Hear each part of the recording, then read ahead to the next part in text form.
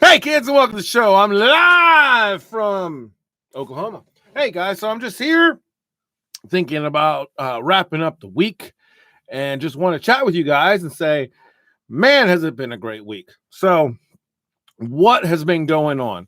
Well, finally getting out of the rut that was the frozen Arctic ice age winter thing, and finally got away from that. I've gotten my COVID vaccine, my first COVID vaccine, downloaded a show on that today, or uploaded a show on that today.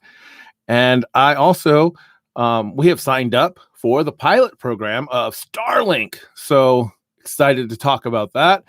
And what's going on? Lola Bunny. What the heck, guys? Lola Bunny. So everybody's upset about Lola Bunny. Well, here's what I'm thinking. It's a cartoon. All right. And if you were upset that Lola Bunny lacks sex appeal, I think maybe you should be on a list somewhere. No, but seriously, I think it's really exciting to see a new Space Jam come out. I think the controversy for Lola is not so much a real controversy as much as it's a distraction. It's probably created by the makers of Space Jam because of the negative press that LeBron James has received. And I might show a clip of that. I was thinking about putting together a little parody of what I think the new Space Jam movie is going to be. So if that happens, I'll definitely post that. So if you guys have watched the show lately, you might have noticed that I've changed the format. I used to be talking. I kind of came in thinking I want to talk about politics and stuff because I really enjoy watching politics and following it. However, this year it just stopped being fun, unfortunately. So I have decided to change my channel and to focus more on prepping, education, talking about things that are important to me, veterans issues, just a conglomerate of who I am and the passions that I bring to the table. So that's what this page is going to be. I think Saturday morning would be a great time to wrap up stuff. And hopefully we'll just start doing this on Saturday mornings unless we are doing some family thing, because that's always going to be more important. But it just so happens that Rachel is working at the hospital right now. Actually, I hope she's sleeping. She got called in. She is a chaplain in a hospital. So my prayers go to her and the family that she went to see. She doesn't talk to me about what those issues are, but as a chaplain assistant and an acting chaplain, unfortunately, for 18 months when I was in the service, if you guys served with me can attest, the things that she sees, it's going to stay with her because it stays with me. I mean, I have nightmares of some of the stuff I saw. So she's doing well. Pregnancy's going well. That old baby is kicking the crap out of her. It's kind of funny to see her. She's just kind of sitting around and could just be doing something, watch TV, eating dinner. All of a sudden she's like, she hit me again. So this one's a little more feisty than the other two that she had carried. And the ones, the other two weren't so bad. So yes, this is number 5 for me. So 5 children, and I hope that they all do something great in this world. That's the whole point of everything I do. So that being said, this channel was a way for me to communicate with my kids that don't see me. Unfortunately, censorship is real, and you guys see people getting censored all the time now. But think about the censorship that happens every day, and it has happened every day. When a non-custodial parent is censored out of their children's lives. Now, I'm not going to go into this on live air, but it's definitely something to talk about. And I definitely want to talk about how the legal system has been unfairly targeting the fathers. In my situation, I remember my lawyer saying, good luck, you're Hispanic in Kansas, you're not going to get a fair shake. So there's some things there. The legal system is getting much better now. Unfortunately, I was in the cusp of dealing with not being able to walk, losing my businesses, losing my homes, and I couldn't fight as hard as I wanted to because I just didn't have the money. But now I'm back, and this is the Willie that maybe you guys have known in the past. I have a new sense of purpose, and that purpose is to educate the people around me. It has always been. Obviously, we can't travel as much as we used to travel, but hey, you got to do what you got to do. So I went and got my COVID vaccine yesterday, and I put a show together, and that was just kind of the experience. I kind of wanted people to see what that experience was. So what's this about? I'm going to tell you guys why I decided to get the COVID vaccine. A lot of people in my family have said, no way, they won't touch it. They won't go near it. But the reality is I have been following this forever. I had went down to Louisiana for the first time in many, many, many years to visit. And we were down there. And unfortunately, it was the day before the 2 weeks to curb the spread or flatten the curve started. So we drove down Bourbon Street. It's pretty weird. We were there that last day, and then we ended up having to come back to Oklahoma. First time seeing my family, not getting to see everybody, but I still said, at least I got to say hi, right? And we'll be back. Unfortunately, that 2 weeks has become a year, and it didn't have to be. I think the reason it's a year is because there's these tribes that have formed, and they're dangerous. So that's why I decided to put this video together, this COVID vaccine video, because there's so much propaganda out there. The COVID vaccine's been around for a long time. Okay. And you guys know I will get so shut down and demonetized if I say anything false. Okay. That's the reality. It has nothing to do with being censored. People aren't talking because they're scared to be demonetized. If you get demonetized, you don't make any money off your videos. Well, guess what? I'm not making any money off my videos. So there's two avenues I can go. I can say, hey, let me do something really controversial and get some rage bait or whatever that is. Or I can be a dad. And that's what this channel is about. I'm going to be a dad. I'm going to try to educate myself so I can educate my children. I don't have all the answers, but I guarantee when I do post something, I take that old farmer's attitude of, I'm just going to take care of my family. I'm going to speak with few words. But when those words come out of my mouth, I want them to mean something.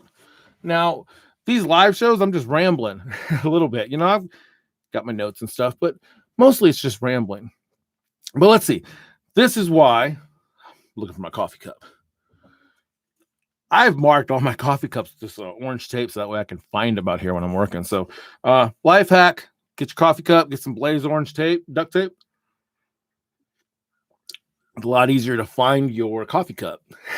So, excuse me.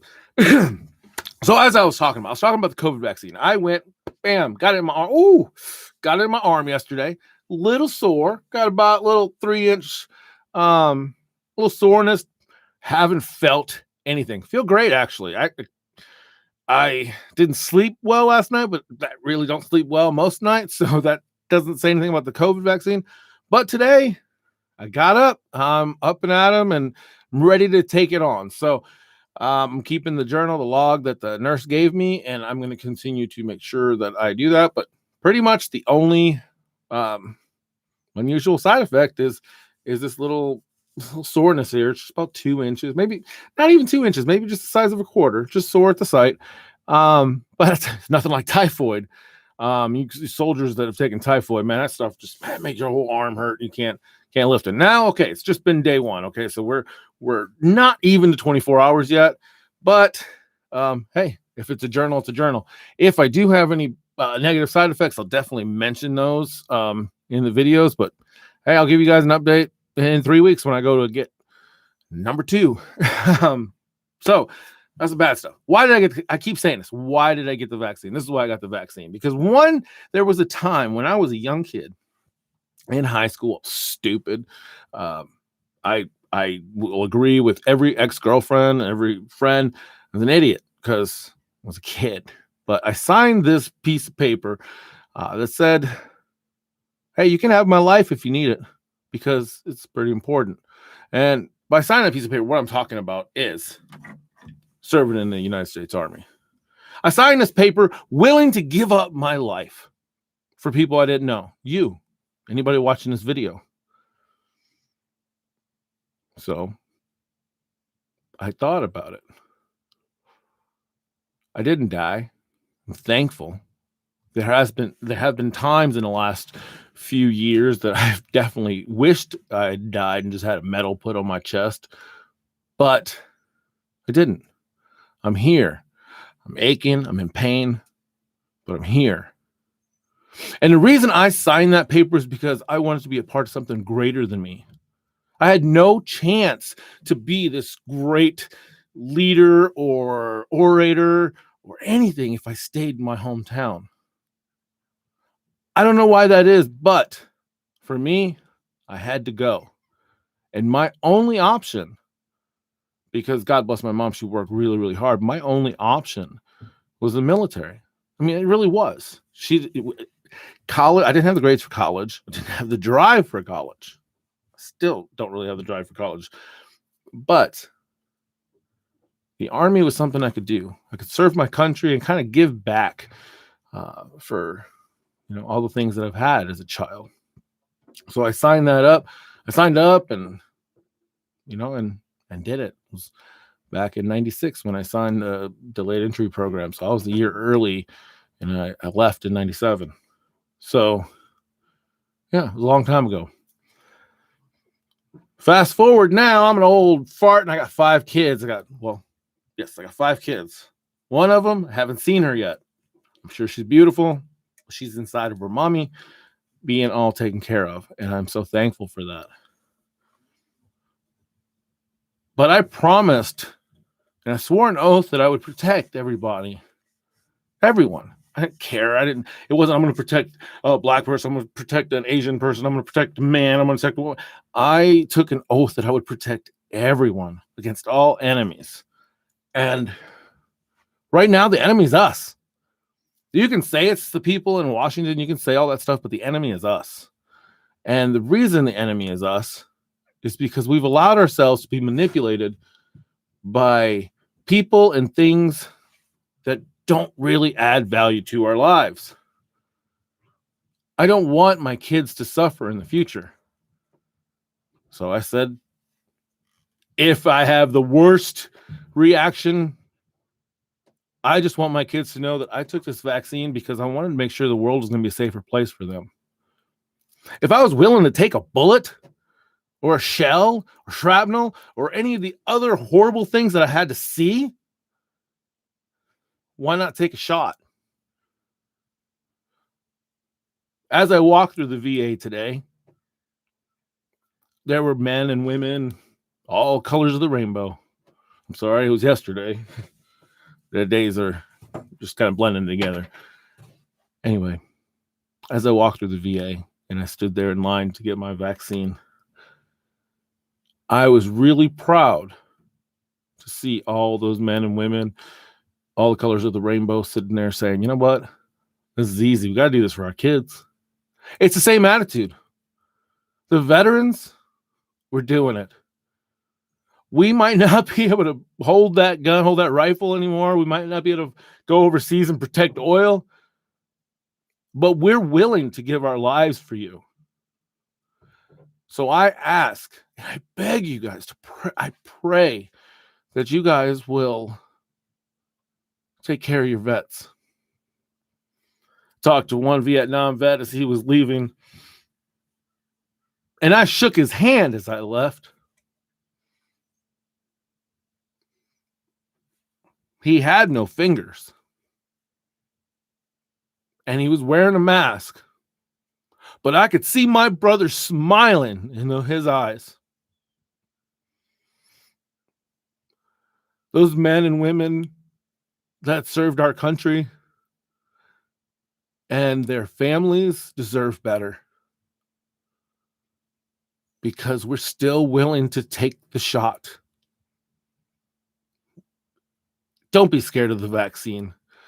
This is the first time in a generation.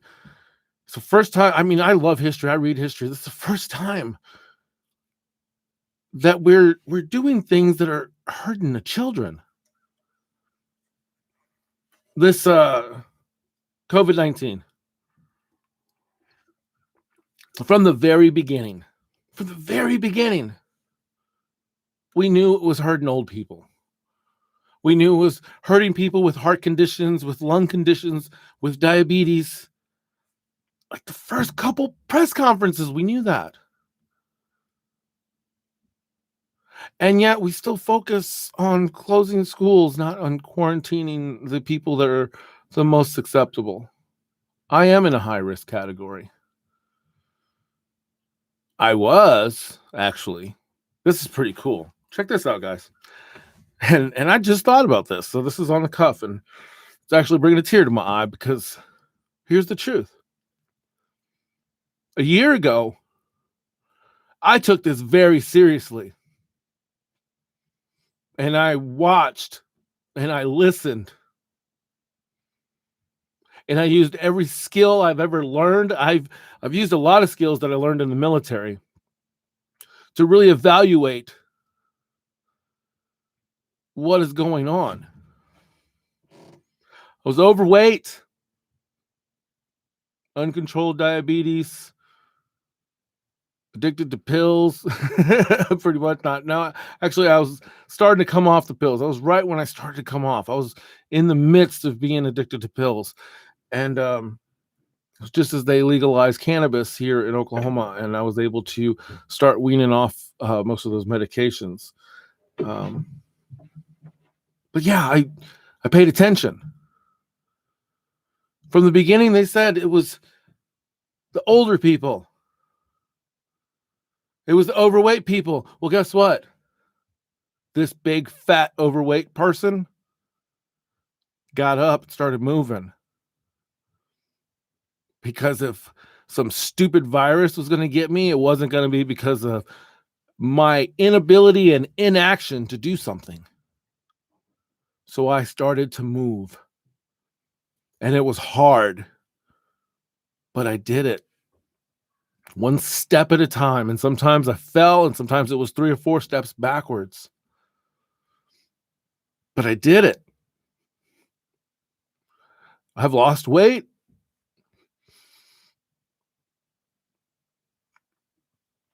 I've started to come off the insulin. I'm really doing well.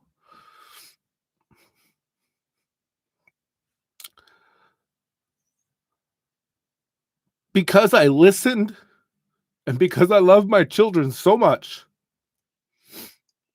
I went from being in the high risk group for COVID death to being in the low risk group for COVID death. You can do it too, but you have to take a step. So now that I'm in the low risk category,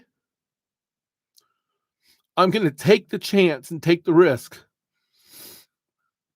So that if this damn thing mutates and does become something more dangerous than what it is now, I could have a part in making sure this vaccine was safe for my children.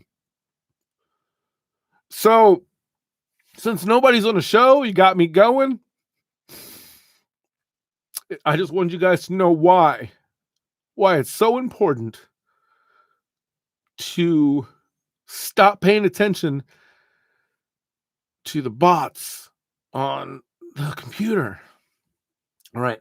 I need a minute. I'm going to take a sip of coffee and I'm going to be right back. Obviously, this is live, so I can't leave, but it's just a damn shot, guys.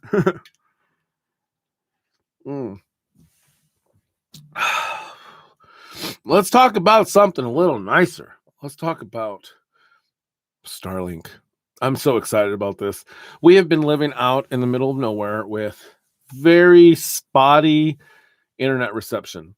We currently use Verizon. So gotta say it, you guys have done a pretty good job, except for a couple customer service issues. Verizon's done a pretty good job where we're at. But again, where we're at, you could have another cell phone provider that will do a fine job where you're at. But trying to do this show, especially live, this is on 4G. So this is why it's kind of in and out and it's not beautiful. But we're live streaming on 4G. So I'm really excited about what I will be able to do once we get the Starlink. Now, the controversy about Starlink is that there's these satellites and he's launching thousands and thousands of satellites into the air, and people are concerned about them blocking out the sun. That's one of the concerns. Another concern is that space debris, if they go bad, they will just kind of float there forever. And because of space debris and because of all these satellites, the third concern is that we will not be able to go back into space because there will be too many objects to maneuver through. So that's kind of where we're at right now. Those are the controversies surrounding what Starlink is. So here's my deal. It's going to happen whether we like it or not. It is the next stage in human evolution. And I am one of those people that believe evolution and creationism are married. They're not separate. I think science and religion can coexist. So that being said, we are in this next evolution cycle. And I tend to agree with Elon Musk in that if we don't get interstellar travel, a cataclysmic event, that was a tough word to say, an extinction event can destroy the planet. It could be an asteroid, it could be nuclear war, it could be famine, whatever. If we're stuck here without a bug out location, you're stuck here. Now, I never want to go to Mars. I have no desire. I don't even like getting in an airplane. I don't like heights. I don't want to go there. I'm going to be here. I'll watch the asteroids hit the earth. I'll drink some coffee and I will kiss my wife, or unless she's already on the way to Mars. So just so you know where I'm coming from, I'm not leaving, but I want my grandkids to be able to leave if it comes to that. And the only way to make that happen is to support space exploration. So I just said that they say the satellites are going to keep rockets from going into space. So how does that make space travel possible? Well, here's the deal. You can control satellites. If they start to darken out the sun, you can probably, I'm sure there's you can turn them, you can move them. I would imagine that since the question is being asked, if a question can be asked, a solution is in the works. So there's an opportunity here. Elon Musk, if you watch this video, maybe if you haven't thought of this and I'm giving you an idea, how about bringing me on your team? I'll drive out to Austin, once a year or something to hang out. Yeah, but that's not going to happen. But anyway, so here's the opportunity.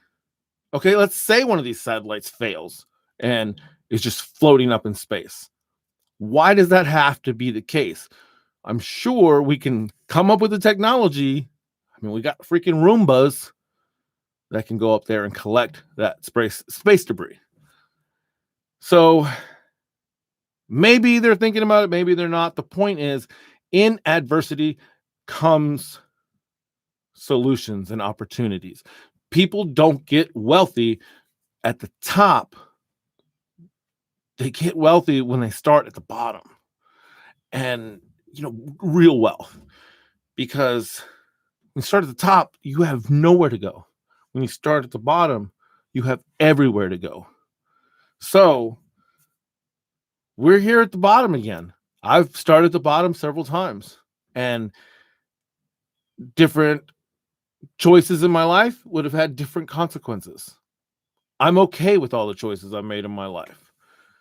But one of them is not going to be to keep my kids from being able to escape the planet. Okay.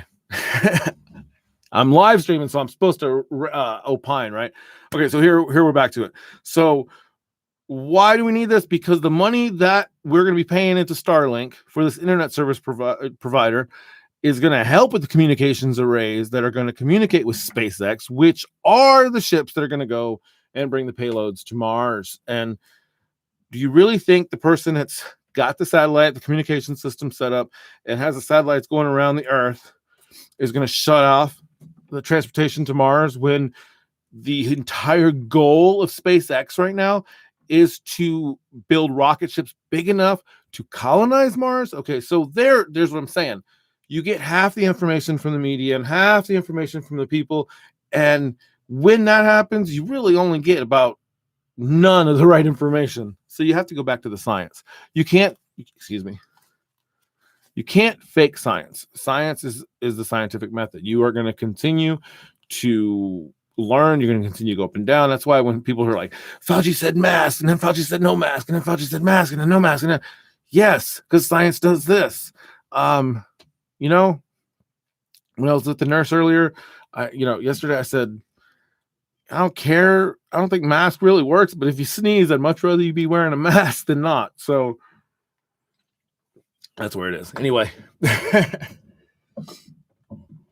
I was talking to Rachel and I said, it's really interesting that the people that scream the loudest about, I want a zombie apocalypse, I'm going to kill zombies, and or I want a holy war, and we're going to, or whatever it is. They're the ones that are screaming about their liberties being erased because they have to wear a mask. Yeah, I think if a zombie apocalypse happens, I'm going to probably put on my little mask because I don't want zombie spit on me. You know what? If zombies wore masks, that's it. I just figured it out, guys. So we need to make these leather masks that like lock in the back, and then when the zombie apocalypse happens, we can just lock these masks onto the zombies, close them up. They won't be able to spit, they won't be able to bite, and they can go on living as zombies in their own little place and keep us safe. No, seriously. Mask don't protect you from the little cells because they are smaller than they're smaller than holes in the fabric. But here's the thing: cells travel and they have to go through these holes in the fabric. It's not just a straight shot. Number one. Number two, there has to be a medium for that germ to get to you. The medium being liquid usually. So if you sneeze, it's there. So yes, it's airborne, but there has to be the medium. So if you sneeze and you have COVID, yes, COVID will probably come out. It's not coming out 6 feet from your face, which is why you need to do the social distancing along with the mask wearing. I tell people, just think about it as somebody puking, okay? You got a buddy that's puking, and for whatever reason, you're both wearing boxer shorts, okay? I'm not saying anybody's naked, but you're both wearing so let's say you're swimming, okay? There you go. This is a better one. Let's say you're at the pool, you're just swimming, so you're just wearing your swimsuit, okay? Boys, girls, doesn't matter what you are. You're wearing your swimsuit, and one of your friends just starts vomiting and shitting himself like all over the place, right? It's just everywhere. Would you prefer him having that swimsuit on, or would you prefer him just being naked? Number one, you still might get some vomit on you, but when it's defecating and stuff everywhere, it's going to be probably a mess. The point is, it's not going to stop it, but some of this can contain a majority of it. So let's say it just contains 1%, 99% comes out, right? 99%. 1% is a big deal. I don't care that people say, well, you have a 99% chance of surviving. All right. Well, I'm casting a stone. You know what I mean? Those without sin cast the first stone. Okay, here's the thing. I'm going to tell you why I will never say that crap. And here it is. All right. Live. So it's true because that'd be demonetized. Live.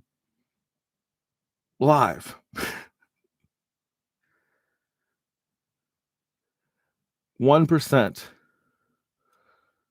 is too many. Take 100 of your friends, 100 of your family members, whoever it is. Tell me which one you don't want to see tomorrow. Pick one. Or pick 3. I can't do that. I can't look through my Facebook page or my Facebook profile and see 600 friends, 600 friends, and think to myself, all right, 1 to 3, let's say 2. Let me pick 12 of them that I don't care about. Yeah. And the reason I can't do that is because I'm a veteran of the United States Army. And it didn't matter if it was one or an entire battalion. Every soldier's life matters. Every tear that falls matters. So, yeah, here's the propaganda, guys. If you wear a mask, everything's going to be okay. Bullcrap. Here's the other propaganda. If you wear a mask, everything's going to be okay or not be okay. I don't have to wear it. It's all propaganda, guys. Here it is. This is the truth. I'm telling you. CDC, I'll tag CDC, I'll tag everybody. Here's the truth. It is a contagious virus that has a low mortality rate, but high infection rate. Okay, so high infection, low mortality. The problem with that is if we don't get a handle on it, you have a mutation. And what happens if it stays highly contagious, but becomes more highly, deadly, more deadly? Or what if it becomes less contagious, but more deadly? So what we know about the vaccine now is that it's been around for a long time. This style of vaccine has been around a long time. The Trump administration just shoved all the research into a short time.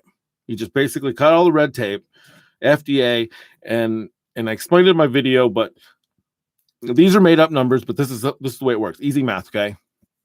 Let's say over the course of 10 years, when you're testing a vaccine or a new drug, over the course of 10 years, you need to have 100